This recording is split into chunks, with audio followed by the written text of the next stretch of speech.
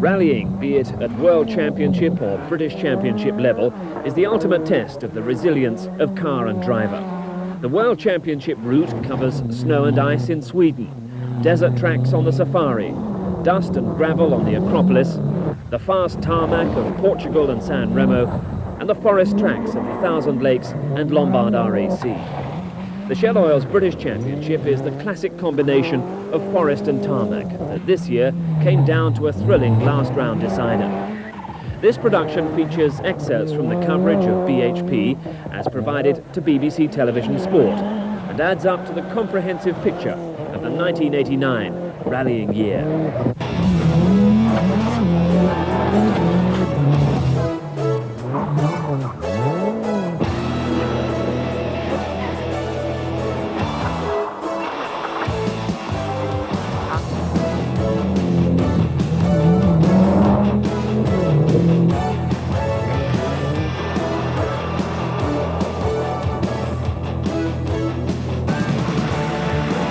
Not much had changed for the opening round. There was Yorkshire mud, snow, ice. Last year's winner Pentti Aurikkala going for victory again, but this time in the showroom class in his Group N Mitsubishi. Jimmy McRae here was once again contesting the top honours in the Ford RS Cosworth. McRae, 5 times Open champion, but he'd have Ford opposition from Brooks and Lovell and strong opposition from Toyota. The stage is comparatively firm and fast, and McRae was quick until a mistake viewed from inside the pursuing Vauxhall Astra of Malcolm Wilson. Somebody else. Easy right, long, continue. Pass left. We just slid off, and it was a left and a right. It was very muddy and very sleet. About 2 inches of mud, and the car just understeered into the grass verge, and we couldn't get the thing back on. We had to get some spectators to give us a push back on. So we lost about a minute and a half. McRae slips back. Vauxhall were once again spearheading the front-wheel drive contest. Louise Aitken-Walker and Malcolm Wilson here, making up somewhat for the early exit of Vauxhall's new Group A Nova GTE. Wilson and Ian Grindrod here on the Harewood stage. Straight for about 100, fast left, then 50, open hairpin right.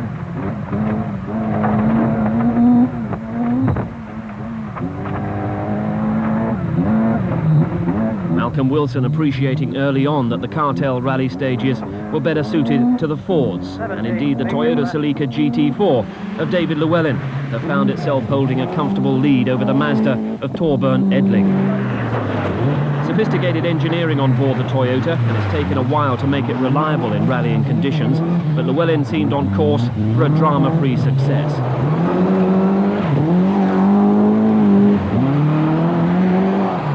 The surprise of the event, Sweden's Torbjörn Edling in the privately entered Mazda. He'd led early on, but with the support of only 1 service van and 2 mechanics, he was giving second best to Llewellyn. Håkan Eriksson has clearly had an eventful debut, and Vauxhall claimed the front-wheel drive honours from Peugeot. Quite a battle for the places behind Llewellyn and Edling. Lovell lost ground with a turbo problem, but his teammate in the Mike Little prepared cars, Russell Brooks, was having to try as hard as he could to hold off the challenge of his old rival Jimmy McRae. Lovell using every inch of the road at the Oliver's Mount hairpin, but Brooks was third, McRae would settle for fourth, Aurikkala fifth, and winning Group N. And this is 6th place Gwyndaf Evans in his Group A debut. Much more would be heard of him as the season progressed. But a victory on the cartel for Llewellyn and Toyota. The perfect start as Toyota GB launched its first serious assault on the British scene for many years. The result, and therefore the championship table, Toyota expected to set the pace in the forests, but on the tarmac things could well be different. And the next round was on tarmac, the BIF Circuit of Ireland. There was no doubting that Llewellyn looked impressive around the tight, twisting Irish lanes on a rally that he's won before, but he reckoned that the Toyota was losing about 2 seconds a mile to the opposition. However, when rain came, there was a chance that this disadvantage might be turned around. Wet or dry, it looked exciting enough alongside co-driver Phil Short. Left. Into 2 right tightens, gravel, 3 left. 1 right, 100. Caution, bump, 3 right tightens, into 1 left. 150. Crest, 3 left tightens, narrows, wet. When the rain came, Llewellyn tried to press home an advantage. The consequences weren't hard to predict. 30. Square. Well, we went into a field basically, and my luck wasn't with us. There was a 4-foot ditch the other side of the hedge. Otherwise we just would have popped over the hedge into the field and out. But there was a 4-foot ditch and we nose-dived into the ditch. And as you can see, it was a bit wet in there. So one distant challenge was removed from the path of Jimmy McRae, the undoubted master of the Circuit of Ireland, going for his 7th win on the event and his 3rd in succession.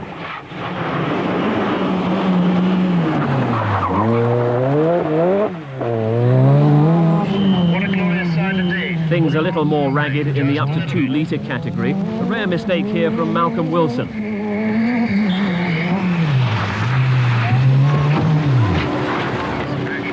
Wilson had been lying 6th, but misjudged the section coming off the cobbles, clouted a metal post, wrecked the suspension, and that allowed teammate Louise Aiken-Walker to claim the front-wheel drive honours.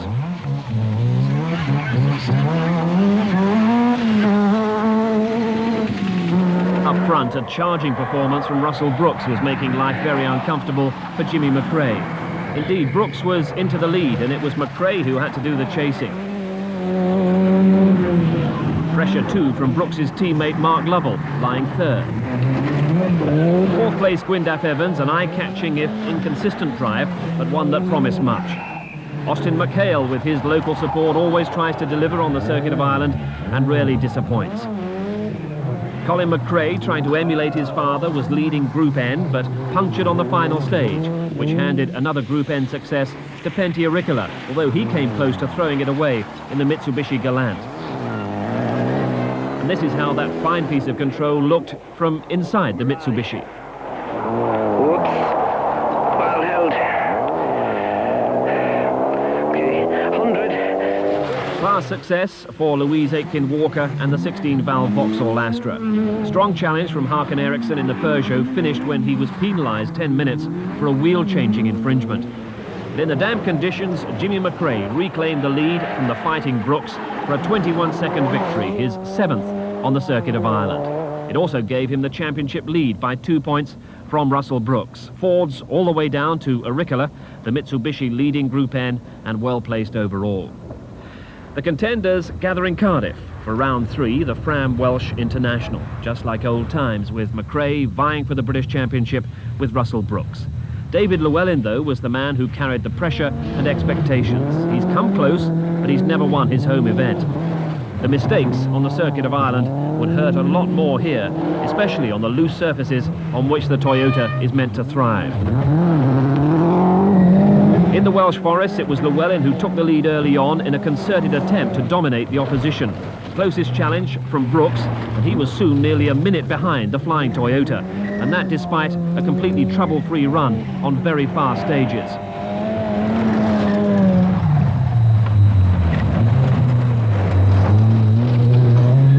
In 3rd place, Jimmy McRae gave chase, but he was nearly 2 minutes behind Llewellyn.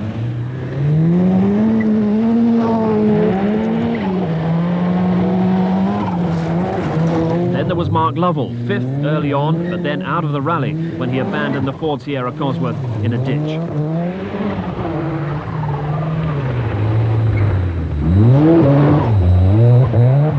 Gwyndaf Evans was giving another eye-catching performance. At this point he's up to 4th, the Welsh school bus driver also on home ground. But perhaps the most impressive behind Llewellyn was Aurikkala.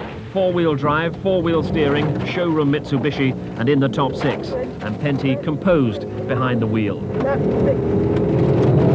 Less composed, his Group N rival Colin McRae, who wrote his car off in an overnight accident. There was a debut for Skoda's new challenger, the front-wheel drive favourite, John Haugland at the wheel.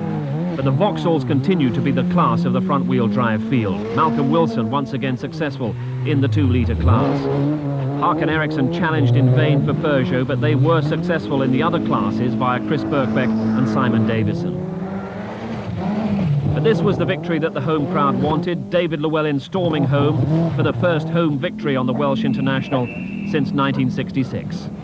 Been in the position twice before where I've led the rally with 4 or 5 stages to go by 30 seconds, so they were very hard work, because always in the back of my mind was perhaps just falling off the edge like it happened before. So you know, it was really nice to get through those stages and get to the end. Llewellyn's second victory of the season, but it only brings him to 5th in the championship. McRae and Brooks tied for the lead after finishing 2nd and 3rd respectively on the Welsh. Round 4 stayed in the Forest for the Scottish Rally. Jimmy McRae was keen to prevent a Toyota clean sweep of the British Forest events. But this is only the 2nd stage. We're riding with a Ricola, and there's McRae's co-driver Rob Arthur waving us past a burning Ford. Cause of the fire, a mystery. We don't know, just, well, a fire obviously, under bonnet fire. Towards the end of this last stage along straight, it just started smoking from under the bonnet. We tried to get it to the end, but the fumes and the flames started coming through the tunnel in the gearbox, so it was time to get out. And time for Llewellyn to get to work via the Knockhill race circuit and the forests that follow. Llewellyn lagging behind the early leaders, Lovell and Brooks, but anxious to make progress on the forest terrain that so suits the Toyota. Long 4 right open. 30 absolute right over crest and open right 100 narrows. Caution square 5 right. And as the rally moves north, Llewellyn leads with 7 stages gone. The Fords had shown their style on the brief tarmac sections at the start of the rally, quite some style from Mark Lovell. Lovell conceded that he was always going to lose time to four-wheel drive opposition in the forest, but he was enjoying the contest with his teammate Russell Brooks. And indeed Gwyndaf Evans here. The order was Brooks, Lovell, Evans, 3rd, 4th, 5th, behind Llewellyn and the Lancia of Sebastian Lindholm. Brooks would then lose time with a puncture, but he was turning in the kind of consistent point-scoring performance that would make him a strong candidate for the title. Apart from that mistake on the Circuit of Ireland, they don't come more consistent than Malcolm Wilson, heading for another class win and another overall 5th position. Surprise in Group N, though, where Colin McRae attacked from the start and burnt off any possible challenge from the Mitsubishi of Auricola. Group N victory for McRae. Auricola's dominance in the showroom class is broken, but there's still little chance he'd be caught in the overall championship. Another determined performance from Hakan Eriksson in the Peugeot ensured that he at least split the Vauxhalls, taking 11th overall ahead of Louise Aitken-Walker. And this is the Lancia of Lindholm that stayed in touch with Llewellyn, then took the lead and then almost immediately crashed out of the event. That was the decisive incident that handed a 3rd victory to Llewellyn, 3 out of 3 for Toyota in the Forest. Llewellyn the winner from Mark Lovell and Gwyndaf Evans. And Russell Brooks had to settle for 4th after hitting problems on the very last stage. And that could well have a big bearing on the overall championship. But victory for Llewellyn on the Scottish, and as you can see, it's one that moved him into equal 2nd place with Gwyndaf Evans, only 8 points behind Brooks. But Brooks had the chance to build his lead on the 2 tarmac stages which were to come. The first of these was the British Midland Ulster Rally, round 5, and the Ford set out to demonstrate very early on that this was their kind of country. Opening stages, and Fords were in the first 5 positions. But on the damp roads, Russell Brooks here is 3rd, behind Lovell and McRae.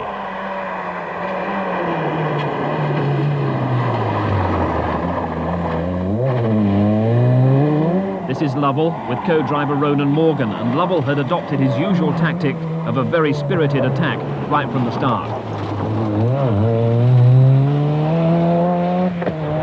As the competition unfolded, it was Gwyndaf Evans who was making the biggest impression behind Lovell. He went past Brooks and McRae to lie in 2nd place, 14 seconds behind the leader. David Llewellyn had lost touch right at the start. An electrical problem on the opening stage had cost him 3 minutes, but there was no doubting how hard he was trying to make it up.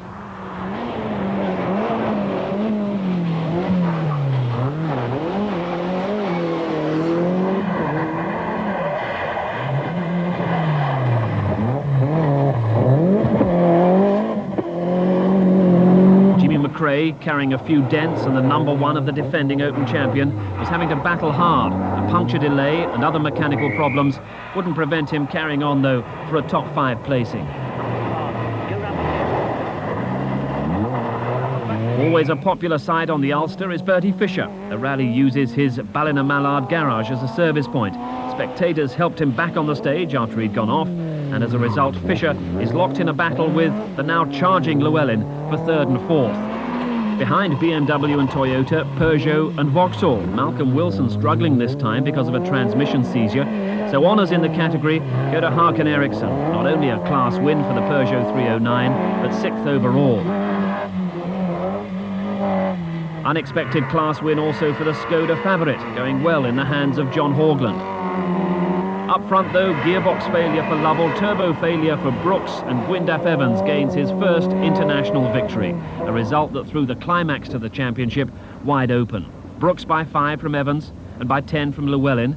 Scores have to be dropped in the championship, so the advantage possibly lay with Llewellyn, except that the next round, the Tudor-Webasto Manx International on the Isle of Man, was on tarmac once again. Gwyndaf Evans with a shot at the title, even though it's his first year in Group A and only his second year in international competition. Russell Brooks, twice a champion before, desperately keen to claim the title again, but knowing that his lack of outright victories counts against him in the points analysis. But he's pushing the car and co-driver Neil Wilson very hard. Bad left opens, medium right, K left, and right, and flat right, straight left 100, flat right maybe, tightens over jump 200, easy left tightens over crest 50. Brooks giving it a lot, and he was the early leader, but teammate Mark Lovell was visibly trying harder.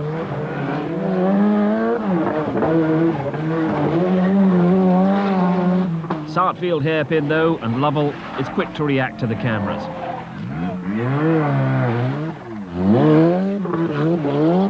Jimmy McRae takes a little while to dial himself in, and while he does it, his son Colin takes third place ahead of him. Colin McRae getting his first Group A drive in the series. Evans out front early on, then he crashed out of the event on stage 10, at which point David Llewellyn was quite handily placed in fourth, but then came trouble. In fact, a gearbox problem that required a complete transmission change. As the seconds ticked by, Llewellyn and co-driver Phil Shaw knew that not only were their prospects of Manx victory disappearing, but with one round remaining, their championship prospects as a whole were receding. So Evans out, Llewellyn out, and Colin McRae out. That bad landing breaks the differential and spells the end of a spirited Group A debut. Mixed event for Auricola, way down the order, but not low enough to miss being confirmed as Group N champion. But this combination were named stars of the rally, and deservedly so. Dave Metcalf and Nicky Grist in Vauxhall's little Nova GTE. Despite all the bigger, more powerful machinery around them, they came home fourth overall, ahead of Ford Cosworths and Audi Quattros.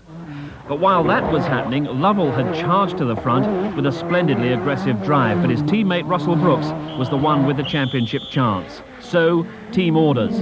Lovell must let Brooks past, which he did with a flourish on the final bend of the final stage.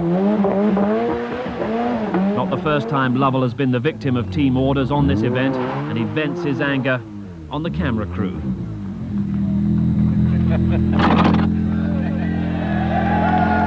To win this rally for 5 years. Lovell has to wait for his teammate to pass to claim the victory, which meant that the championship stayed alive to the last round, the one-day sprint of the Audi National in the forests of Wales. The Isle of Man would confirm Brooks as championship leader, but with only the best scores counting, in fact it was Llewellyn with his hat-trick of forest victories who was in the stronger championship position. Llewellyn was fourth behind Gwyndaf Evans. Even second in the last round behind Brooks would be good enough for Llewellyn, and Brooks wasn't confident. The odds are stacked against us because it's a loose surface rally. As you can see, it's slightly wet, the forest is going to be very greasy, so the advantage is entirely with the four-wheel drive car. What we've got to do is go as hard as possible, and if David has any problems, a puncture or mechanical problem, we've got to be there to capitalise on it. It's in between Russell and myself, and I don't actually have to beat Russell, but I need to be within one place of him. If he gets maximum points, then I need to be second, and I just take the championship from him. But if he comes down the order and comes second, then I've only got to come fourth. So really, it's just keep an eye on Russell, and I think perhaps Gwyndaf, because obviously the Ford cars will be trying to get in between us. If Russell's leading, then obviously they'll be trying to get Ford cars in between us to push me back so he can win the championship. Really, they're ganging up on us, I think. So a 7 a.m. start in Welshpool, and then the first of the 11 stages on the loose surfaces that have given Llewellyn so much success this season. No detailed pace notes, so Phil Short gives what guidance he can. It's on like this, medium twisty down the hill.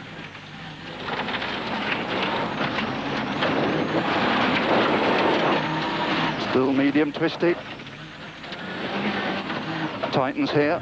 Wet and slippery, and Llewellyn takes the cautious approach. Not so Russell Brooks, who's as good as his word and attacks from the outset. And he's an astonishing 8 seconds quicker than Llewellyn on the opening stage. Top-running Fords outnumber the Toyotas 8-2, the second Toyota being that of Graham Middleton. And being so close to the RAC, there are big international stars like former world champion Timo Salonen in the Mazda. For Jimmy McRae, strong opposition in the form of his son, Colin. That was one of the side issues. The main issue, Brooks against Llewellyn, and the odds were stacking higher and higher against this man Brooks. Not only the lack of four-wheel drive, so essential on forest surfaces, but the weather had closed in. Heavy rain, the stages ever more slippery. We're on board with Brooks, though, as he continues to mount a quite astonishing attack. Neil Wilson is the co-driver, and see how many times the Ford Sierra Cosworth seems to be sliding out of Brooks's control.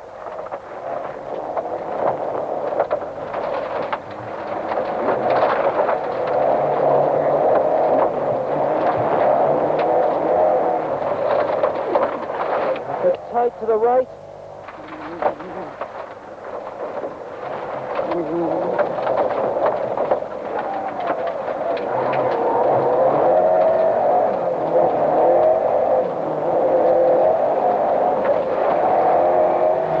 This is the first time that the Shell Oil's British Championship has been decided by such a sprint event, and Brooks is no doubt thinking that if he can get in front, time might run out on those trying to catch him.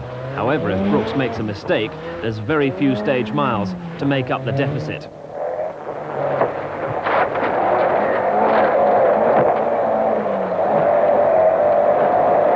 Going to be a very long left.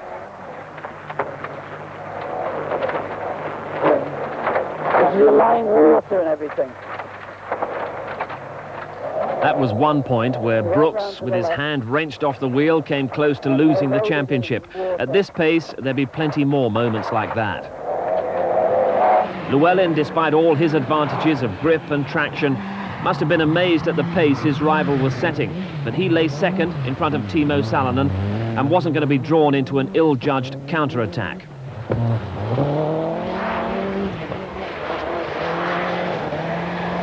Even so, life on board the Toyota was no more relaxing. Continues fast, twisty, through the logs.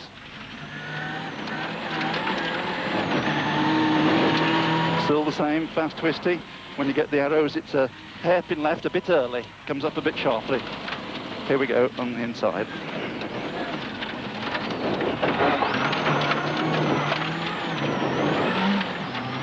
Okay, long, fast right. The Audi Sport Rally with international status for the first time, but drivers like Timo Salonen have been coming to the event for many seasons, gearing themselves up to the kind of conditions they'll face on next month's RAC. Jimmy McRae, winner yet again of the Circuit of Ireland this season, is familiar with these conditions, but he's not so familiar with the close challenge of his son Colin, now pitting himself against his father in equal machinery after proving himself so well in the Group N showroom class. And with 4 stages gone, it was McRae Jr. 4th, McRae Sr. 5th.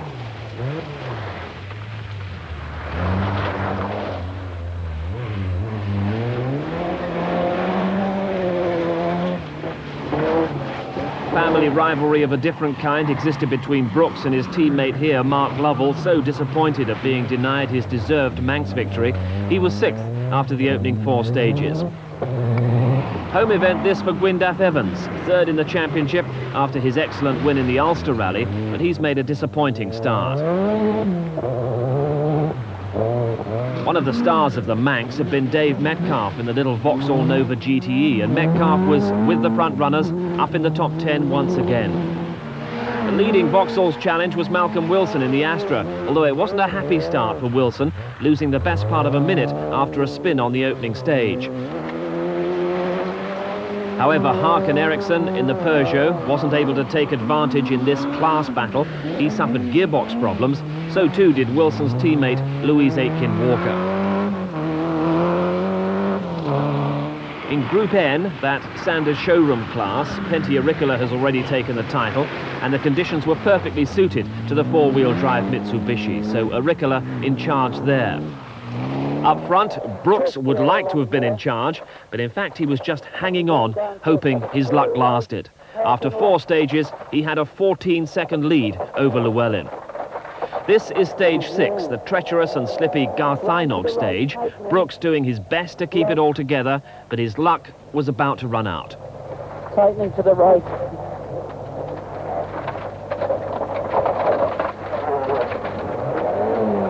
The car had come to rest with the rear wheels off the road. I'm pushing, And time was being lost in a big way. So patience was rewarded, and Llewellyn found himself in the lead. 17 seconds, his advantage over Timo Salonen's Mazda. It was a full 4 minutes before Brooks could get going again. By then, he dropped from 1st to 11th, and the championship chance was gone.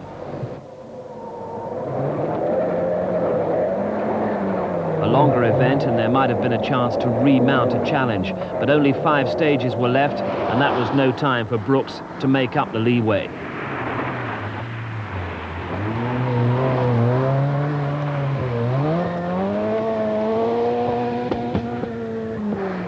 Jimmy McRae here, who's dominated the British Championship in recent years, was also having a difficult time, particularly with tyre choice, and he was 5th behind Gwyndaf Evans. But here in 3rd place was Colin McRae, an impressive leader of the Ford runners. So the order: Llewellyn, Salonen, Colin McRae, Evans and Jimmy McRae. Graham Middleton in the 2nd Toyota dropped down to 6th after a puncture. This is 7th place man Pentti Ricola, the leading Group N runner. Behind Ricola, Dave Metcalf in the Nova was leading his more powerful Vauxhall teammate Malcolm Wilson. But Wilson here in the 16-valve Astra was climbing up the order after his early problems. Halfway point of the rally, service halt for Toyota, and the smile on the face of David Llewellyn says that everything is going to plan. All Llewellyn had to do really was keep going, and the Toyota mechanics try to ensure there's no problem in that direction. But there's a moment for Llewellyn to reflect on the fortunate developments of the last stage. Russell went off on stage 6 for 4 minutes, so that's eased the pressure a hell of a lot. So, you know, I know it's not really nice to smile, but he was going so quickly that it was either win or go off. And the stage has been very, very tricky. I mean, he must have been sticking his neck out to put up the times he's been putting up. So, obviously, I'm quite happy to be back in the lead again. You were surprised, were you, at his speed this morning? Very surprised. I knew that he'd go quickly on the first 2 because every year he seems to. But then he kept that pace up. And I was very, very surprised on some of the later stages how quick he was going. I mean, he was doing the same times, even quicker than us. And I mean, the conditions just don't suit his car at all. So he must have been driving like a demon, you know. Into service is Brooks. You'd expect him to be angry, to be frustrated, but in fact he's merely philosophical about a brave gamble that didn't pay off. What happened? Just slightly too quick. We slid wide on a corner, didn't actually go off the road. The back wheel was just on very soft mud, and the car just sat on the chassis rail as the wheel spun. Eventually we got 1 spectator there, and that was enough to push us out, but we lost 4 minutes. But there we are. I mean, the only thing we could do on this rally was attempt to beat a four-wheel drive car, which is a very tall order, and we were pushing things absolutely to the limit all the way. 3, 2, 1, go. Well, that's not a tactic that Llewellyn had to use anymore, although there was still one challenge left to him. Coming into the final spectator stages in the town park at Telford, former world champion Timo Salonen had moved into a 2-second lead. Llewellyn was determined to get that back in order to preserve his record of winning all 4 forest rounds. So he did need to mount an attack, but in similar fashion to Brooks, a mistake could cost him the championship.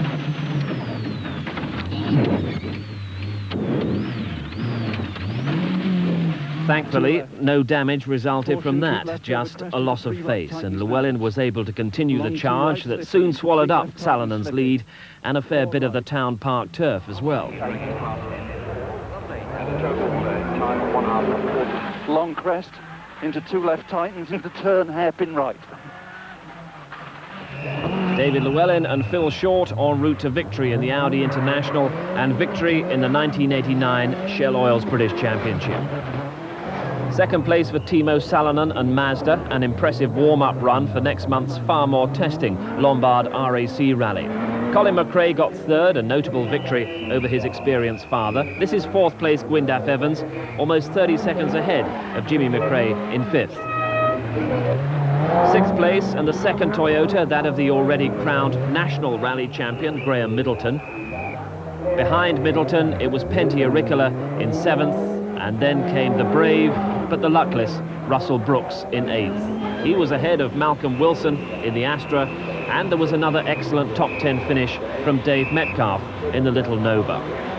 But the winner and the champion, David Llewellyn with co-driver Phil Short. And this is the result that ensured that Wales, so often the hotbed of the sport, could at last celebrate a homegrown British champion. Well, I'm delighted, of course, to have won the Shell Oil's Open Rally Championship, and on this event, and to win this event just by a couple of seconds from Timo. And don't forget, you know, the Welsh. I mean, that's got to come into it. All in 1 year. I mean, it's great, and I'm absolutely delighted. Where do we go from here, David? Well, the RAC, of course. That's put me obviously in a very good frame of mind for the RAC, and without it being in a championship that I'm competing in, and we can go out there and have a go and try and fly the old flag up high amongst the top runners with a bit of luck. Final championship positions with just the drivers' best scores having been counted. The first four there have all claimed Open Championship wins this season, but it could well be that sixth place man Mark Lovell could be another to watch for the RAC.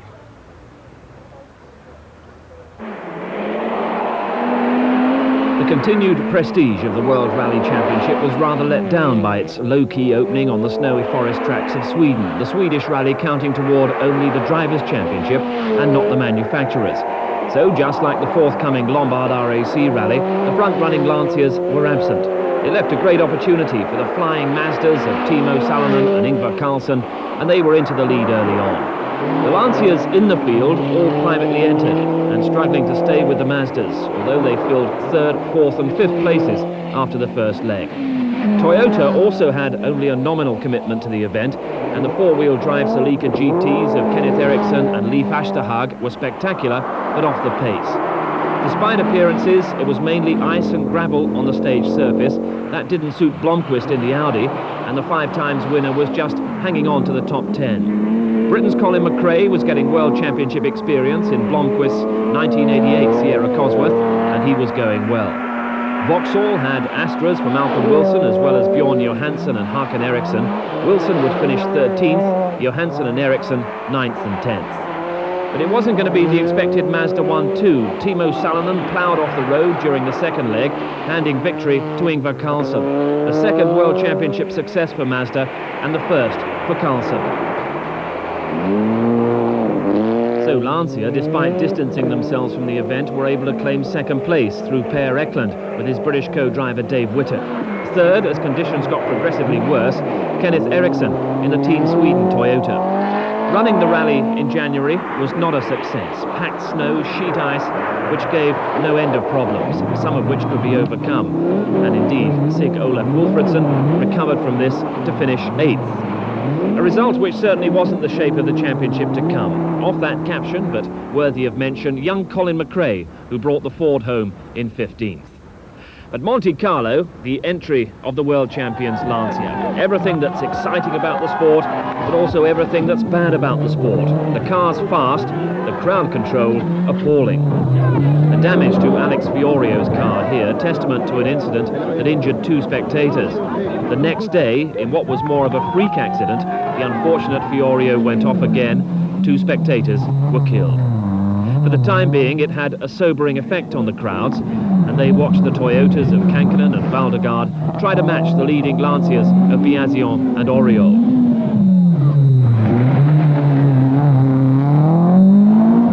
Hannu Mikkola was trying hard for the Swedish winner's Mazda, but the opposition was much stronger here.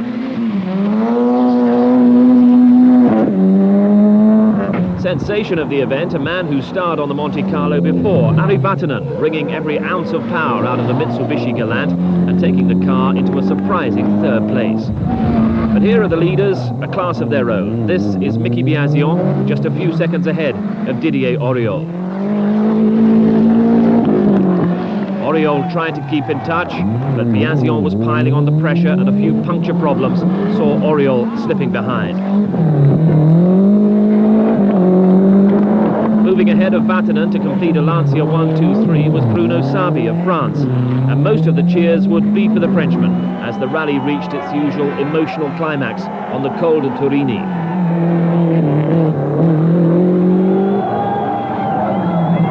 However, Biasion stayed in command to complete a victory by almost 6 minutes over Didier Auriol, with Sabi taking third.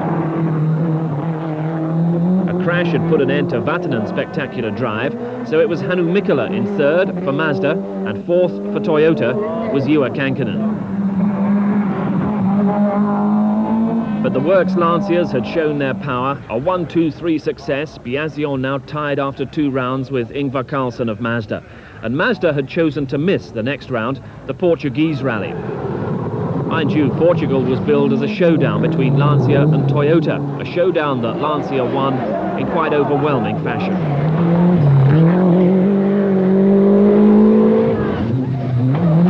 The early Lancia order was Auriol from Biasion and Allen.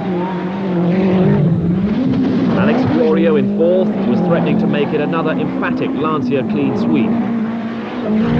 It hadn't all been gloom for Toyota. Carlos Sainz had led for the first 2 stages, only to be rapidly overhauled after a puncture.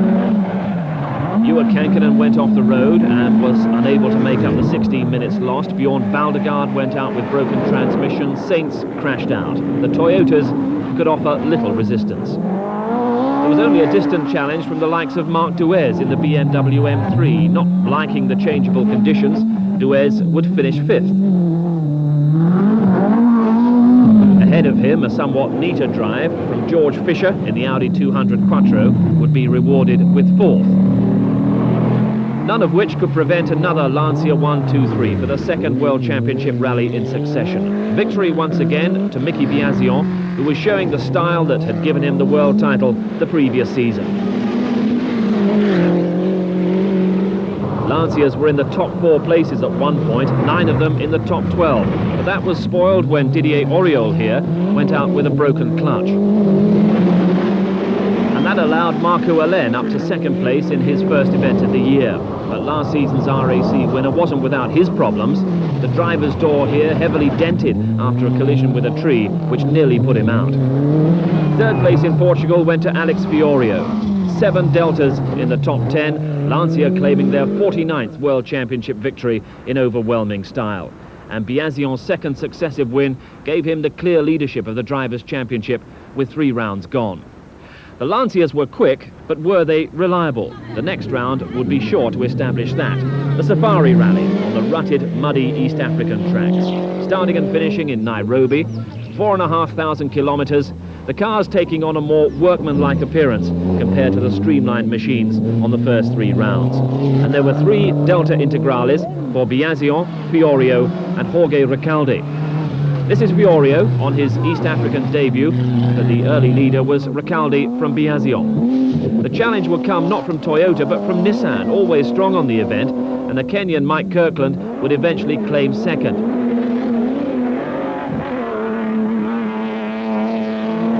Per Eklund, off the road more than once, struggled to give support, and he eventually went out for good on the 44th stage. 3 times winner Bjorn Valdegaard led the Toyota effort, eventually claiming 4th, and you can see the cautious approach that's required on what is acknowledged as the toughest event on the World Championship calendar. Ahead of him in 3rd, an excellent performance for Volkswagen by Stig Blomqvist. And Volkswagen had entered this event thinking they could win it, and they'd given everything they had. But instead, Lancia emerged from the dust as victors, and once again it was Mickey Biasion, the Italian, judging his drive to perfection. From 59 starters, there were only 13 finishers. Biasion certainly had his moments of doubt, with big mechanical problems over the last few stages, but he came home for his 3rd successive victory and a 40-point lead over Carlsen and Blomqvist as the championship returned to Europe for round 5, the high-speed tarmac of Corsica. No Biasion in Corsica, but Lancia remained strong, even though conditions favoured the rear-wheel drive cars like the BMWs. Rain came eventually, and then the four-wheel drive Deltas were able to use all their power and performance. And the most impressive was last year's winner, Didier Auriol. He was driving for Ford in 1988, but now for Lancia, he was letting loose all his talent and aggression.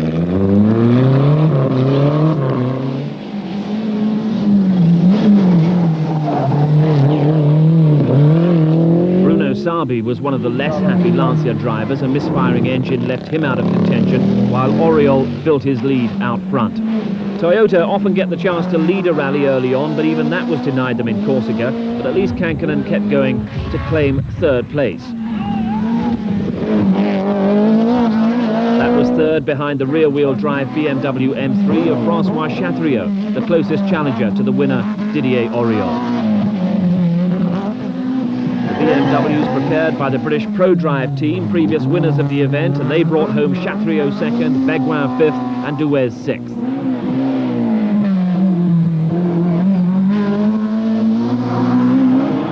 But the weather certainly aided Lancia's four-wheel drive cause. Victory for Auriol on the streets of Ajaccio, and that was enough to move him into second place in the championship, 25 points behind Biasion, who'd return to the fray for the next round. The historic surroundings of Athens, providing a title and a starting point for the Acropolis Rally. An event which would tell a great deal about the strength of Lancia and the challenge of Toyota. Biasion on the left for Lancia, Kenneth Eriksson for Toyota, whose other big hope was former world champion Juha Kankkunen. Big event also for Ari Vatanen and Mitsubishi. And Mitsubishi also for Jimmy McRae and Rob Arthur. So round 6 of the World Championship, Lancia may have looked unbeatable so far, but waiting in the wings they had the new 16-valve Integrale, and this event would tell them how urgently it was needed, how swiftly the opposition was closing the gap. And Toyota, via Kenneth Eriksson, took their customary early lead on the opening spectator stages, a lead that wouldn't last very long. Mitsubishi were fielding just about their biggest team, and after their showing on the Monte Carlo, were really beginning to make an impact on the World Championship scene.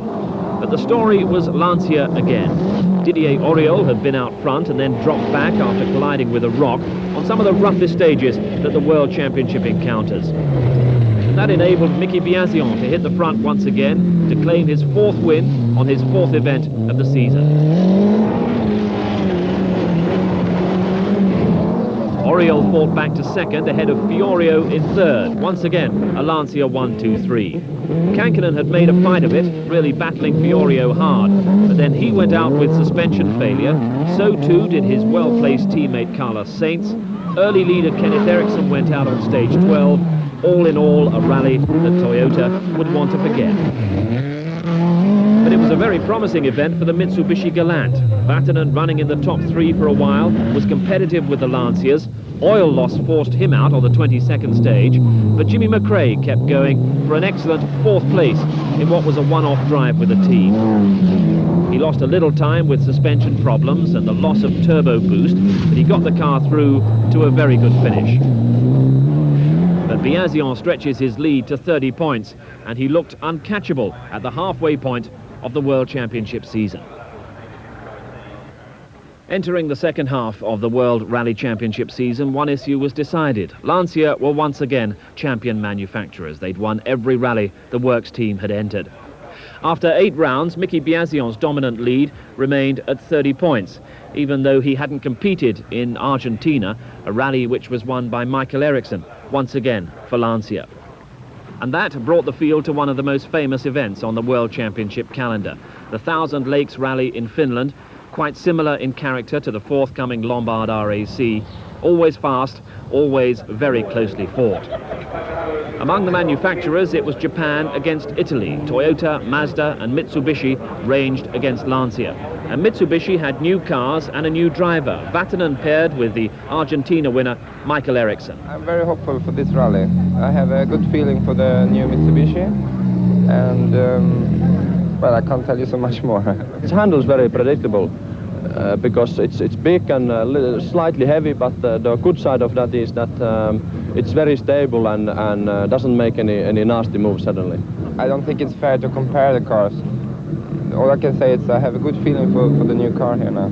Flies very well indeed and lands well too. The acrobatic qualities of a car have always been important to Vatanen, and he set about flinging the Mitsubishi around the forests of Finland, 500 kilometers of forest gravel stages. And both he and Ericsson were well placed early on to profit from any Lancia problems, and they soon had them. Definite problem for the Corsica winner Didier Auriol, limping through the stage with collapsed suspension. Problems for Mazda, who'd withdrawn from the championship in order to develop a quality machine fit to beat the best, but more work was needed. Mikkola was out after only 5 stages. Now, last year's Thousand Lakes developed into an epic battle between Alain and Kankkunen, and as this year's event settled down, the same pattern emerged. Kankkunen ahead over the swooping, dangerous jumps that so typify the event. But Alain was charging, and he's closed to within 5 seconds. But perhaps the Finns' greatest hero is Vatanen, and he was still in touch in 3rd. But another Toyota was right behind, Carlos Sainz in 4th, in what was building up to be the best contest of the championship. Sainz's Celica showed the heat of the battle. Poised to play what would turn out to be the most important role, Michael Ericsson in 5th, because ahead of him, all was about to fall apart. Kankkunen would be out of the lead when his Toyota caught fire. Marco Alain's bid for victory ended with a blown head gasket. That left Vatanen briefly in the lead, but he went out with a broken crankshaft pulley. So Carlos Sainz disputed the lead with Michael Ericsson. Toyota versus Mitsubishi, and for a while that assumed the same quality as the earlier battle between Kankkunen and Alain. So often the Thousand Lakes is the preserve of the Finnish drivers. To see a Swede contesting the lead with a Spaniard was a rare thing. Here's the Swede, Ericsson, promoted from 5th to 2nd by the extraordinary sequence of events of the previous few stages. Then he took control himself and moved the Mitsubishi past the Toyota and into the lead, but it was still very close. The other challenges were distant. This is the leader's namesake, Kenneth Ericsson, who eventually would get 4th place, but a fair way back. Michael Ericsson had hit the front with 20 stages left. Coming to the end of the 2nd leg, Sainz was hanging on behind and seemingly saving himself for a big effort on the tough final day. Mazda had profited from the problems of others, and Salonen had got up to 3rd.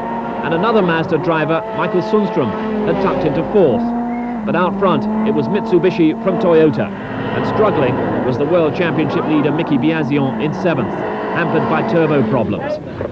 But before the end of the day, the main issue was decided. Carlos Sainz, trying just a little too hard, had gone off the stage, rolled the Toyota. He'd kept going, but had lost almost 4 minutes to Ericsson.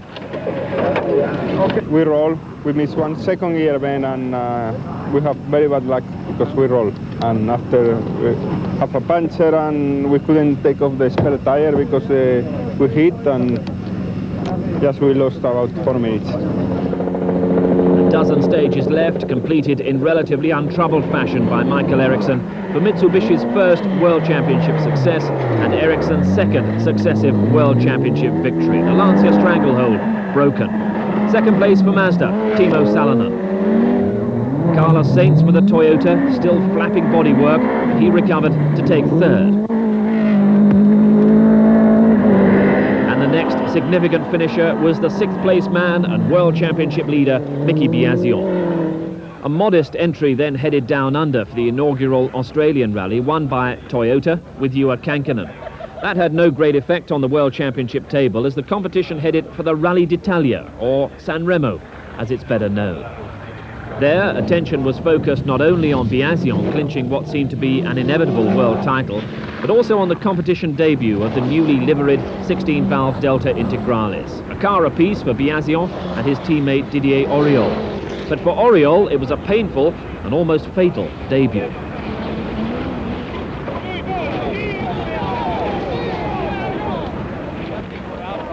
That accident came on the 5th stage. Auriol was leading and had lost control at nearly 130 miles an hour. Thankfully, both he and co-driver Bernard Ocelli were unhurt. Analysis of what happened afterwards seemed to lay blame on the rear suspension, launching the car back into the air after a high-speed jump. From there on, Oriol had no chance, but he'd practiced the stage before, and he was more confused as to what was the cause. I arrive in the jump, and when I have practice, I pass 6 times the stage. It's practically flat. I just remove the gas pedal very little, and here I arrive flat. I remove, and no, it's not a crash.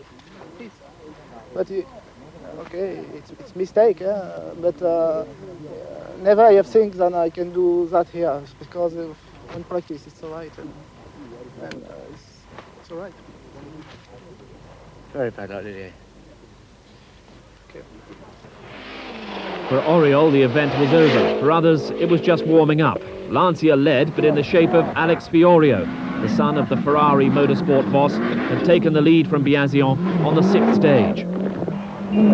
Behind Fiorio, 2 charging Toyotas. In second place was Carlos Sainz, anxious to make up for his costly mistake on the Thousand Lakes. And behind Sainz was Kankkunen, who'd also had an early spell in the lead. And then came Biasion. He dropped out of what looked like a strong lead when a tyre virtually rolled completely off the rim. Now he was attacking the leading 3, spurred on by a fanatical crowd, anxious to keep their Italian world champion. Leading 2-wheel drive car, Marc Duez. Unfortunately, the crowd, fanatical as they were able to take avoiding action when Duez made the occasional mistake.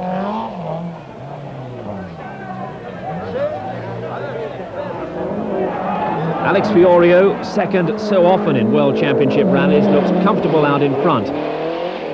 Behind him, Kankkunen's challenge disappeared when a drive shaft broke, but Sainz was still looking strong. And as the sun came out, conditions started to favour the Toyotas, but Fiorio kept going as hard as he dared. 20 stages gone and Sainz took the lead, but Biasion was mounting another perfectly timed charge. He started the final day well over 2 minutes behind Sainz, but took time off the Spaniard on virtually every stage. Behind him, another charging drive from the Lancia recruit Dario Cerato. He was moving up into 4th place, sweeping past the troubled Kankkunen. Ahead of him, Biasion had now gone into the lead with 3 stages left. This was Italian drivers and Italian cars giving their best on their home ground.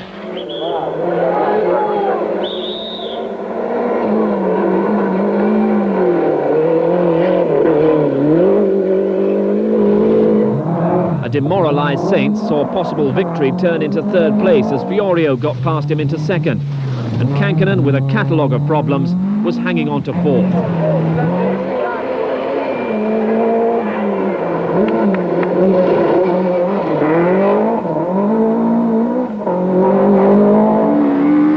Patrick Snyers got his Toyota into 5th, then came the rear-wheel drive BMW M3, Marc Duez, quick and entertaining. Second yet again in a World Championship rally, Alex Fiorio. He was second 4 times last year, including this event, the San Remo. Ahead of him, though, Biasion was hitting mechanical problems on the final run-in, and his margin of victory over Fiorio became a mere 5 seconds. That's enough for the win, though, and enough to confirm him as world champion for the 2nd year running. So the Italian Biasion 41 points ahead of Fiorio after 11 rounds, an unbeatable lead, but the championship isn't over. The 1989 Lombard RAC Rally, the final round of the World Championship, but no world champions. Lancia, who emphatically claimed the manufacturer's title and helped Mickey Biasion retain his World Drivers' Championship, considered their job was done and opted out of the grueling test provided by the British forests. But world-class manufacturers and drivers of proven class remained, and they would be introduced to crowds of over 100,000 in Sunday's spectator stages. Lancia's absence certainly seemed to leave the way clear for Japanese success, with Toyota having the strongest chance. British champion David Llewellyn was the big British hope. Sweden's Kenneth Eriksson and Spain's Carlos Sainz were drivers of great ability. But there were few people betting against Ewa Kankkunen, the former world champion and a proven winner on the Lombard RAC. Kankkunen had won the event in 1987, then driving for Lancia. But this season, in the Toyota Celica GT4, he's been limited to 1 victory on the Australian Rally. But on the stately homes and the race circuits of the opening day of the RAC, a Toyota was the car to have, and Kankkunen was right on the pace. He'd gone off on the first corner of the first stage, but he was in the lead by stage 3 and stayed there through Donington Park and Silverstone. He had a 5-second lead at the end of the opening day. This is Spain's Carlos Sainz, certainly tipped as a world champion of the future, and this year he came very close to victory in Finland's Thousand Lakes Rally, the World Championship event that's closely related to the demands of the RAC. Sainz was quickest on the opening stage, 4th overall at the end of the day.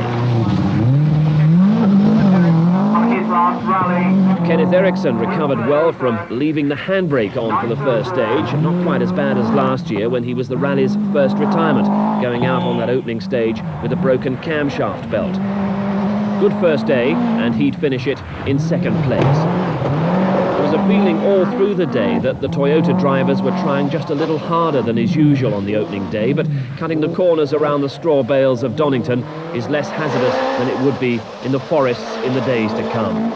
David Llewellyn, though, has already proved himself in the forests. His victory last month sealed a long overdue British Championship, but now for a bigger challenge.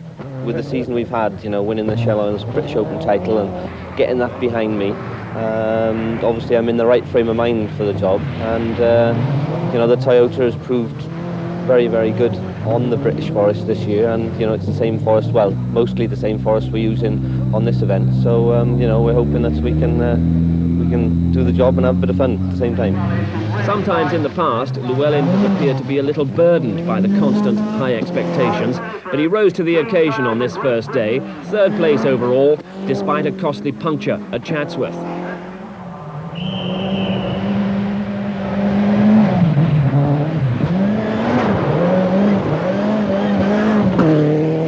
And just look at this for confident car control around the twisting layout at Silverstone.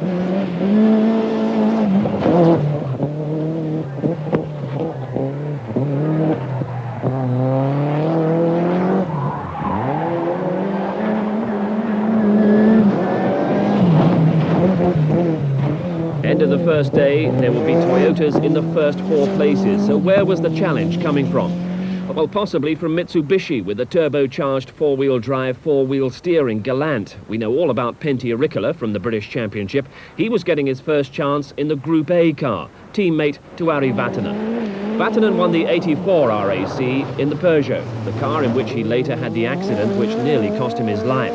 He's won Paris-Dakar since then, but not a World Championship rally. The Galant could be the car to provide him with that. This very deceptive car, I think it's big because of the size. It's rather big, which can be a handicap sometimes, but it makes it more stable and it's quiet also. And people think that the noisy cars are the only fast ones, and in fact it's deceptively fast. By Vatanen's own admission, he wasn't on his best form on the opening day. There were electrical problems which left him short of power. But he was also quick to admit that the driver wasn't firing on all cylinders either. In car with Vatanen and co-driver Bruno Berglund.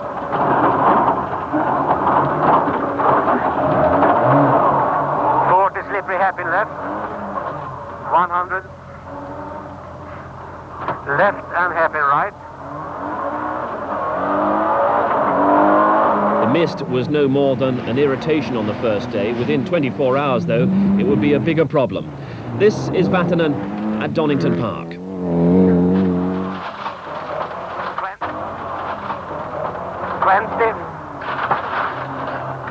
Okay, right, maybe. And double caution left of a brow, into narrow, 8. End of the opening stages, Vatanen was no better than 8th, ragged but entertaining.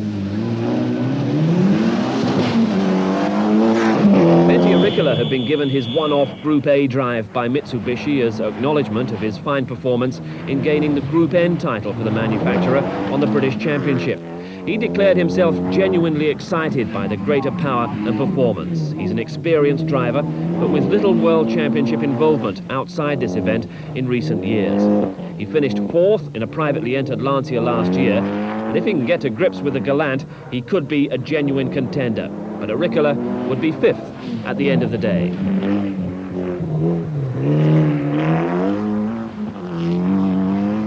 The two-car entry from Mazda provided amply qualified drivers, even if the machinery wasn't quite of world-beating pedigree. Behind the wheel, though, two of the best. Hannu Mikkola, 4 times a previous winner, and Timo Salonen, whose victory on the RAC came in 1986 in a Peugeot, the year after he'd won the World Championship. Rally cars looked very different before the rule changes that immediately followed that event. A striking contrast indeed between Salonen's Peugeot of '86 and the four-wheel drive Mazda that he was pinning his hopes on in 1989. The car, rather underpowered, would have its best chance if the weather got cold and the stages were frozen, but that wasn't what they were forecasting. Timo Salonen struggling to keep in touch on day one, and he was 7th overall.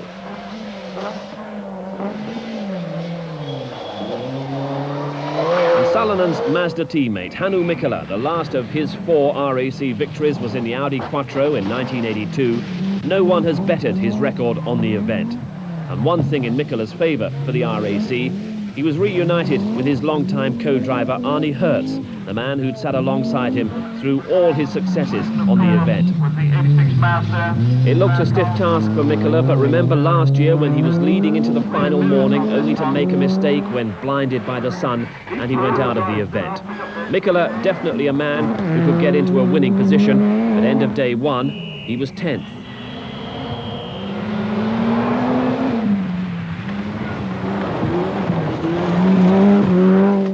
Vauxhall shouldered a large part of the British hopes with 16-valve Astra GTEs from Malcolm Wilson, Britain's only A-seeded driver, and Louise Aitken-Walker, Europe's #1 woman driver. And they also had the potential for springing a surprise with one of the most astonishing cars of the year, the Nova GTE.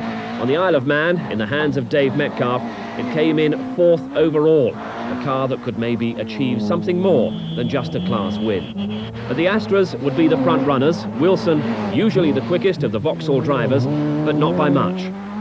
His ambition would be a decent top 10 placing and honours in the front-wheel drive contest, in particular against the old rivals Peugeot. Louise Aitken-Walker has had some wretched luck on the RAC in recent years, so a decent finish, her simple ambition, and the team got the drama-free opening day that they wanted.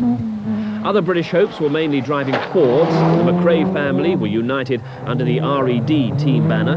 Jimmy McRae, immensely experienced on the event, but fully aware of the rear-wheel drive car's unsuitability for what was to come. His son Colin enjoyed matching his father's times on the opening day. Colin is quick but unpredictable, not the ideal combination for the RAC. Russell Brooks has so often been Britain's top finisher on the event, and his British Championship performances this season show he's still a driver to be reckoned with. His teammate in the Mike Little prepared cars is Mark Lovell. The McRaes, Brooks and Lovell, as well as other Ford drivers like Gwyndaf Evans, were all outside the top 10 after the opening day. The Lanciers that were to be seen in the field were privately entered. There was one for the RAC regular Per Eklund, who was 9th. That put him ahead of Argentina's Jorge Recalde. But Audi's Armin Schwartz would go out after a road accident. Peugeot's Hakan Eriksson, another first-day casualty, on what had been a rather strung-out, frustrating opening day. 35 kilometres of stage miles, but as far apart as Chatsworth and Silverstone, Donington and Blenheim. But to come were the Welsh Forests, Scotland, the Lake District and the likes of Kielder. Juha Kankkunen held a 5-second advantage on a leaderboard dominated by Japanese manufacturers. But the competition had yet to begin in earnest. The Welsh Forests, Day 2, the start of the genuine action in the 1989 Lombard RAC Rally. The Toyotas had set the pace on the opening day spectator stages, and as the early fog cleared, they remained in charge, but the internal rivalry was fierce.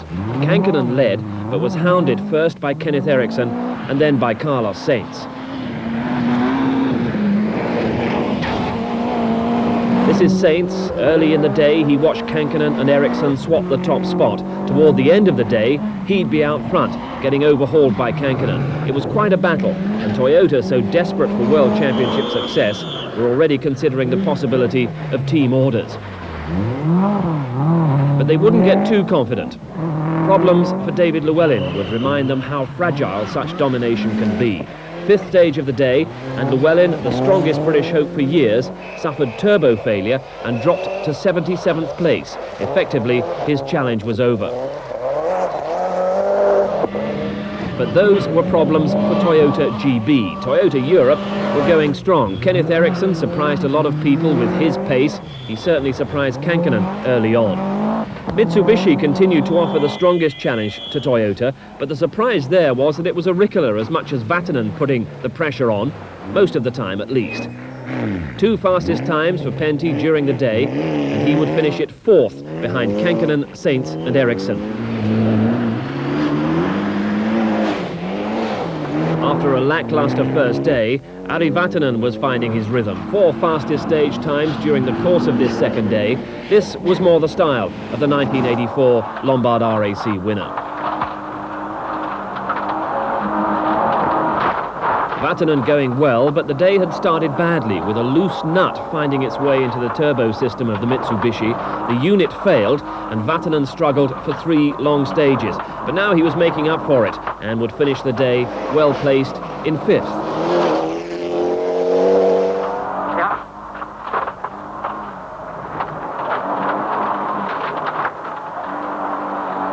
And now it's the K left.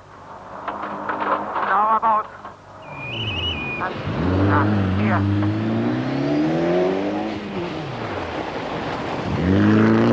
The Mazdas were making consistent progress. Timo Salonen here was right behind Vatanen in 6th place. The lack of power of the Mazda especially noticeable on the tight hairpins. Both Timo and Hannu Mikkola were using their cars from the Thousand Lakes Rally, but by the end of the day, they'd be looking rather different. The adaptations were due to be made to Mikkola's car, looking good up until the 12th stage. And that's where he missed a gear, put the car on its roof, and came out looking like this. In all, Mikkola and Hertz, the most successful combination in RAC rally history, lost a total of 1.5 minutes and dropped down the order to 15th. The privately entered Lancias filled the 2 places behind Salonen. In 7th was Michael Sundström, and in 8th, Sebastian Lindholm. Then came the Mazda of Ingvar Carlsson and the Lancia of Per Eklund. For a while, Russell Brooks had been the leading British runner, but by the end of the day, that position was taken by 11th placed Malcolm Wilson in the front-wheel drive Astra, underlining the fact that this wasn't a Ford Cosworth event. But the Cosworths battled on, carrying much of the British interest. Jimmy McRae was going safely, but behind him his son Colin McRae, young, exuberant, always prone to a mistake, and he made a big one in Dolgethley, sliding into a ditch, and he left the car in a very sorry state. Russell Brooks, as we said, was leading the British runners, getting up into 9th place, but he was to become the first major British retirement. Brooks, taking part in his 22nd RAC rally, went out of the event after 14 stages. The second Dovey stage, either a piston broke or the turbo broke, we're not quite sure which, but we lost all the oil in the space of 2 or 3 miles, and then obviously the bearings went, so although the car was still drivable, just it wasn't going to go very much further. And that came after the biggest British disappointment of the second day, David Llewellyn. Basically the turbocharger blew and an oil pipe ruptured and all the oil came out of the engine, and I had to fix it, and we lost 17 minutes. That's it basically. Most of the oil had pumped out of the engine, so there was very little oil pressure, and we just had to tickle through sort of 10 miles, and it was painfully slow, like 5 miles an hour, and we lost all that time and all the chance of the win, really. Kankkunen led at the end of a hard day, his biggest concern anticipating the problems. But look at the extra light, it's still, you know, there. Day 3 to Carlisle via the faster stages of the Lake District. Crowds continuing to find even the deepest recesses of the forest. And on day 3 they were joined by the old touring car rivals Frank Sittner and James Weaver, acquainting themselves with this non-contact motorsport. But for Kankkunen it would be a tough day. He'd suffer a loss of brakes and an alternator problem, and would come under increasing pressure from his charging teammate Carlos Sainz.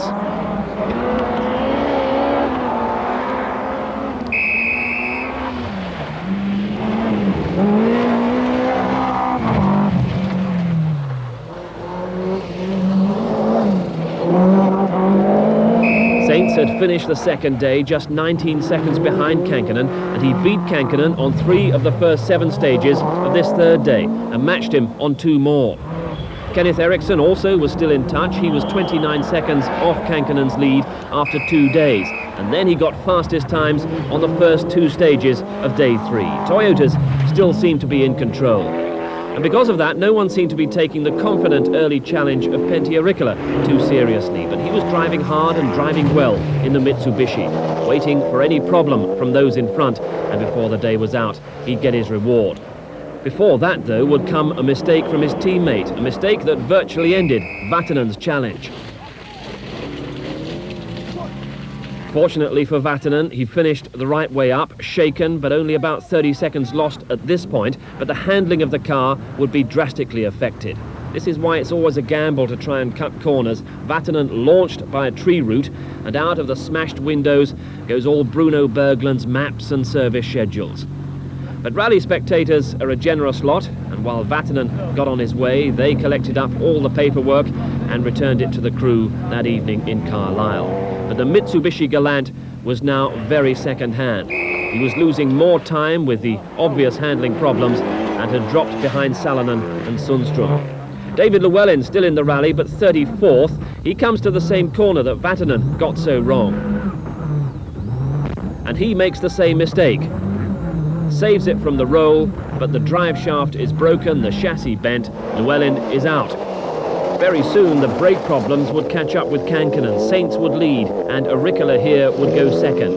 44 years old, past his best, a talent that had never quite been seen to mature. Well, Pentti was poised to disprove all of that. Kankkunen was only just behind, though, and there were other former world champions set to relaunch an attack. Timo Salonen, by the end of the day, would be 5th. But Sebastian Lindholm, placed 8th after day 2, wouldn't make it to day 4.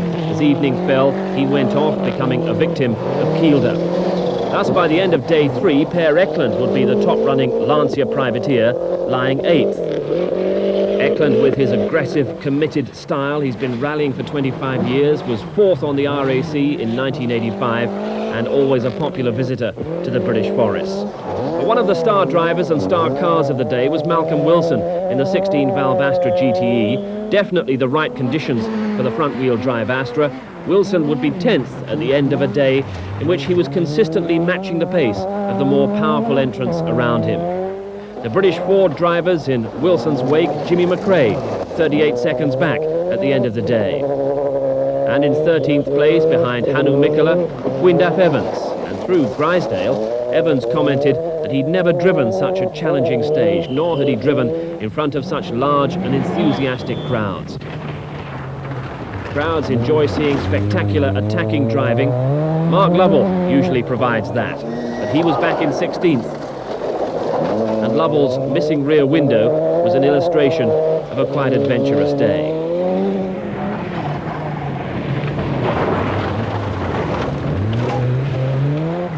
Colin McRae's Ford also bore the scars, but at the end of the day, he would be out. On the 32nd stage, he would collide with Franco Cunico's pristine Ford, which broke down on the stage. McRae collided with it, both were out.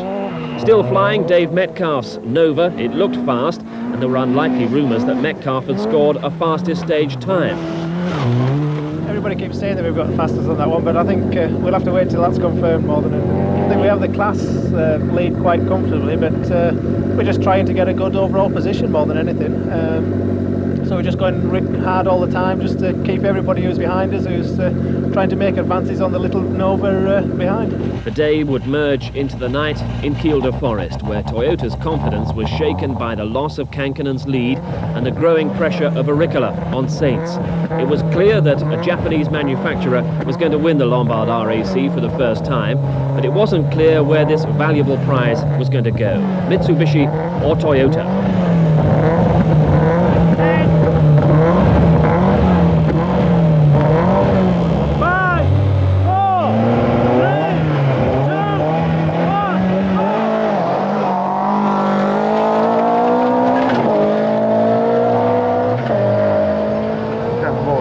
time normally, Really? because I think the car is working very well, so it's easy to be relaxed. Team is working well, so it's now down to me, and I'm very happy.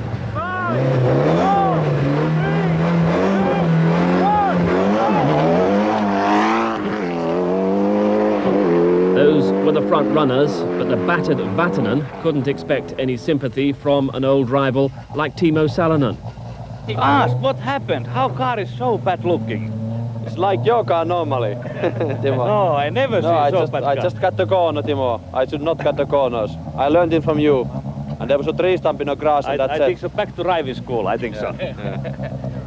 Seriously, Harry, what happened this No, morning? exactly. I just cut the corner on the first Chrysdale. Not much, but there was a tree stump in the grass, and it just launched it over immediately. Front wheel was bent, but that's all. They're all aligned now. The car might have been back in shape, but Ari was struggling to remount his challenge. In Kielder, the view from the Mitsubishi was unclear, but the confusion was obvious.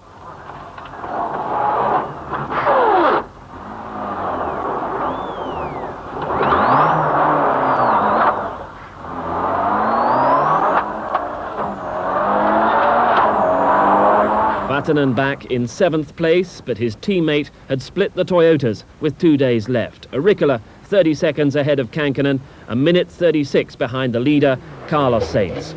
And the pressure on Sainz for the 10 stages of the 4th day. More action in Scotland, more action in Kielder.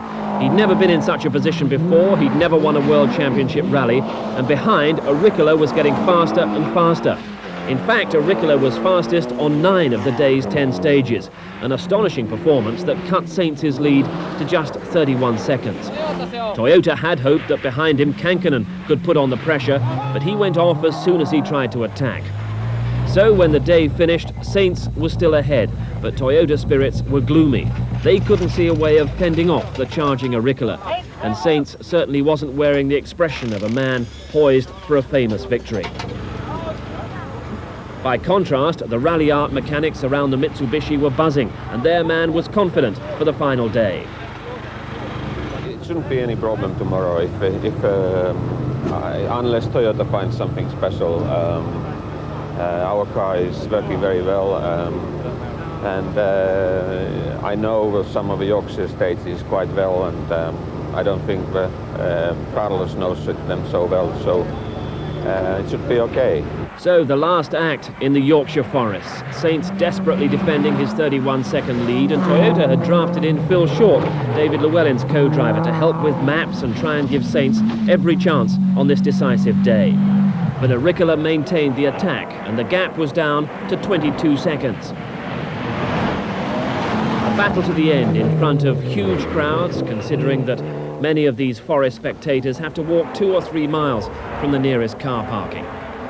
And they witnessed a heartbreaking finale for Sainz, a triumphant one for Ricola. 2 stages left, and Sainz would be in tears after a drive shaft failure left him limping out of the stage. Ironically, it was a new drive shaft fitted earlier in the day as a precaution against failure. So the first victory on a World Championship rally wasn't going to go to the young charger from Spain, but the workman-like Finn from Henley. Pentti Ricola calm and controlled, knowing victory was his. Another casualty of these closing stages would be Per Eklund, out from 8th place after gearbox failure in the Lancia Delta. One final spectator stage for Ricola on the British Steel complex at Humberside, including a water splash to be treated with caution. In recent weeks, we've seen Pentti perhaps struggling to adapt to new machinery in the Mobile One Rally Challenge, the Toyota included. But one opportunity in the Group A Mitsubishi has been grasped in famous style. Pentti Ricola and co-driver Ronan McNamee. Others now, with little to lose, could attack the water splash more directly. Carlos Sainz having to settle for 2nd, but it won't be long before we see the man who was once set for a soccer career with Real Madrid claiming a World Rally Championship victory.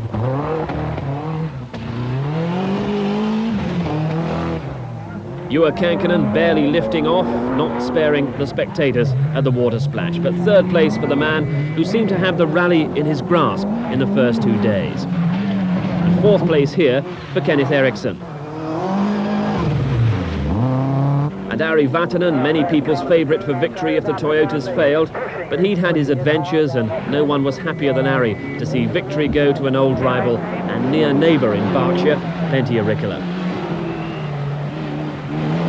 Driver's eye view of the water splash there, and a driver's eye view of the subsequent problems the water splash can provide. Left and jump.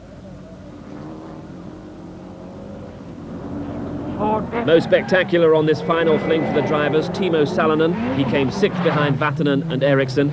Disappointing event for Mazda, but a mightily frustrating one for Toyota, who've led for 52 of the 55 stages. Mazda's in the next 3 places. This was Michael Sundström in 7th, and he was followed by Ingvar Carlsson in 8th and Hannu Mikkola in 9th. The scene, a motorway service station on the M1 before the final run into Nottingham. 44-year-old Pentti Ricola trying to come to grips with his first World Championship success. Carlos Sainz trying to come to terms with the victory that slipped away. We were trying maximum, absolutely. Which is all you could ask for as Sainz looked across to the triumphant combination. Ireland's Ronan McNamee among the best co-drivers around, and the Mitsubishi Galant, a car that lived up to expectations. Fantastic all the way through, and it's just an incredible enjoyment when you drive a car which does what you want to do it, and it's an unbelievable feeling. The cheers weren't only for Ricola, but for Malcolm Wilson, who got home in the top 10, making up for Dave Metcalf's late exit in the Nova. And for Gwyndaf Evans, who followed Wilson home in 11th.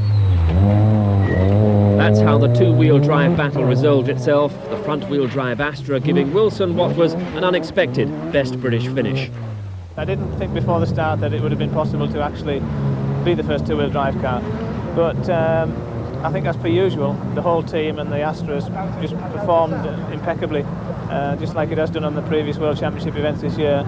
We haven't had any problems at all with the car, and the whole thing has just run perfectly for us. Perfect for Pentti as well. As he drove up the winner's ramp, he triggered a switch which turned on the Nottingham Christmas lights and sparked new life into a career that most people thought was coming to an end. Pentti Ricola and Ronan McNamee, winners of the '89 Lombard RAC Rally.